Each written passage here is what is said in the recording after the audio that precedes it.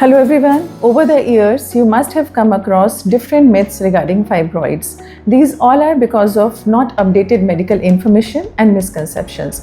So today I will tell you the facts about fibroids. So सबसे common myth जो होता है वो आप लोगों को लगता है कि फाइब्रॉइड एक तरह का कैंसर है.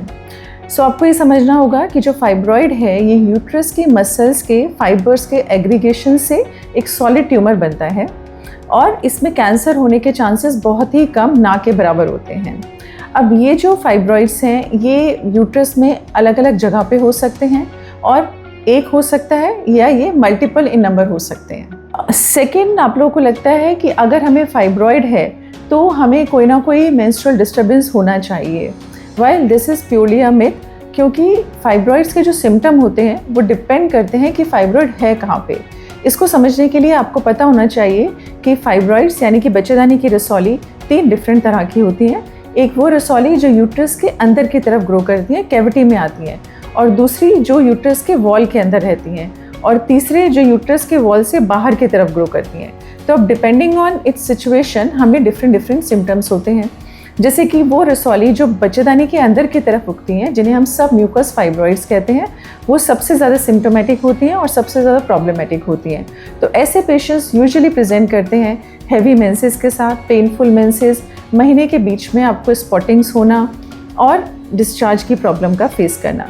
दूसरी रसौलियाँ जो यूट्रस की वॉल के अंदर लिमिटेड होती हैं, ये यूजुअली रिप्रेजेंट करते हैं मेंस्ट्रुअल क्रैम्प्स में, यानी कि मेंसेस के टाइम पे आपको पेन होना. तीसरी जो रसौली होती है जिन्हें हम सब सीरियस फाइब्रॉइड कहते हैं, यानी कि वो फाइब्रॉइड जो यूट्रस से बाहर की तरफ ग्रो करते हैं, ये सबसे कम हमें सिम्टम्स प्रोड्यूस करते हैं और सबसे कम हमें बॉदर करते हैं, क्योंकि ये जब बहुत बड़े हो जाते हैं तो ये प्रेशर सिम्टम्स हमें फेस करने पड़ते हैं. जैसे कि जब ये हमारी बाउल के ऊपर, हमारी आंतों के ऊपर प्रेशर डालते हैं तो हमें मोशन करने में डिफ़िकल्टी होना, या फिर मोशन ठीक से नहीं होना. अगर ये आगे की तरफ हैं तो पेशाब की थैली पे प्रेशर आता है, जिस वजह से आपको इनकम्प्लीट यूरिन की फीलिंग आती है, या आपको बार बार यूरिन जाना पड़ सकता है. So depending on the fibroids these could be different symptoms. But कभी कभी, जैसे कि हमने बताया, सब सीरियस फाइब्रॉइड्स हैं कि जब तक बहुत बड़े नहीं हो जाते हैं, या कभी कभी इंट्राम्यूरल फाइब्रॉइड्स हैं जो छोटे छोटे रहते हैं, वो किसी भी तरह का कोई भी सिम्टम नहीं करते हैं. So you can be completely asymptomatic also while carrying the fibroids in your uterus. जैसे ही आपको पता पड़ता है कि आपको फाइब्रॉइड है तो आपको लगता है कि शायद अब आप प्रेग्नेंट नहीं हो सकते हैं. So again I would like to say कि फाइब्रॉइड्स के जो सिम्टम्स हैं, फाइब्रॉइड से जो प्रेगनेंसी नहीं होने का रीज़न है, वो भी डिपेंड करता है उसकी लोकेशन पे. अगर कोई फाइब्रॉइड छोटा है बट अगर वो हमारे फेलोपियन ट्यूब्स के रास्ते में आ रहा है, उस जगह पे कॉर्नुआ पे है, तो ये फेलोपियन ट्यूब्स को ब्लॉक कर सकता है, और इसका साइज़ छोटा होने के बावजूद भी यह हमें इनफर्टिलिटी यानी कि प्रेग्नेंट ना होने के लिए रिस्पॉन्सिबल हो सकता है. सिमिलरली फाइब्रॉइड जो सर्विक्स पे हैं, यूट्रस के माउथ पे हैं, तो वो स्पर्म की एंट्री को हिंडर करते हैं. So these can lead to infertility.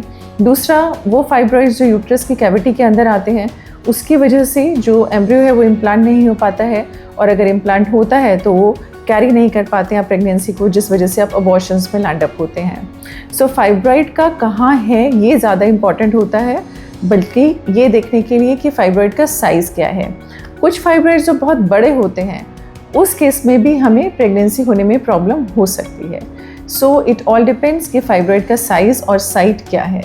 चौथा कॉमन मिथ होता है कि आप लोगों को लगता है जिनकी फैमिली में फाइब्रॉइड्स होते हैं उन्हीं को आगे चल के रसौली हो सकती हैं. So this is a very common myth, क्योंकि फाइब्रॉइड का एज सच कोई कॉज नहीं है, कोई पर्टिकुलर रीज़न नहीं है. फाइब्रॉइड येस एक जेनेटिकल प्रीडिस्पोजिशन होता है, along with it is influenced with environmental and other factors. जैसे कि कुछ रेसेस में, अफ्रीकन्स में ये ज़्यादा कॉमन होता है. येस, अगर आपकी फैमिली हिस्ट्री है so you are at more risk of having the fibroids.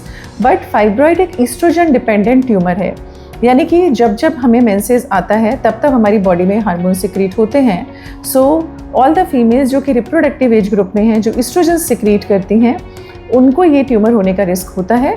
और ऐसी जो भी कंडीशंस हैं जिनमें ईस्ट्रोजन ज़्यादा होता है, जैसे कि अगर आप ओबीज़ हैं, आपका BMI ज़्यादा है, आपको मेंसेस जल्दी आने शुरू होते हैं, या आपका डाइटरी पैटर्न ऐसा है जिसमें कि excess amount of red meat है और सोया थिंग्स हैं, और you have a habit of alcohol or smoking. So all these things leads to increased risk of fibroids. So I hope this information was useful for you, and in my next video I'll discuss the exact and latest treatment options available for fibroid.